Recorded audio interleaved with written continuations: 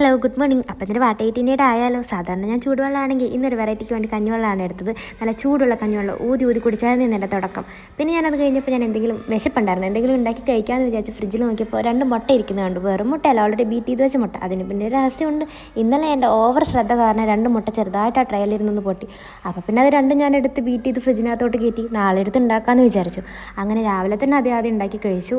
സംഭവം ഇങ്ങനെ എടുത്ത് വെച്ച് കഴിക്കുന്നത് നല്ലതാണോ എന്ന് എനിക്കറിയത്തില്ല, പിന്നെ കളയാൻ തോന്നിയില്ല. പിന്നെ അത് കഴിഞ്ഞപ്പോൾ ഞാൻ മന്തി ബുക്ക് ചെയ്തായിരുന്നു, അതുകൊണ്ട് വേറെ ഒന്നും കഴിച്ച് നമുക്ക് വയറ് ഫുള്ളാക്കണ്ടെന്ന് വിചാരിച്ചു. പിന്നെ അത് ഒരു വിശപ്പ് വന്നപ്പോൾ ഞാൻ ഒരു ആപ്പിൾ എടുത്ത് വെച്ചു. പിന്നെ നമ്മുടെ സംഭവം വന്നു മന്തി. ഇത് ഞാൻ ഭയങ്കര വാശി പിടിച്ച് കരഞ്ഞു വിളിച്ച് വാങ്ങിയ മന്തിയാണ്. കാരണം ഞാൻ ഇന്നലെ രാത്രി തൊട്ടേ പറയാം മന്തി വാങ്ങുന്നു, ഇവരാരും എന്നോട് ഓക്കെ പറഞ്ഞില്ല.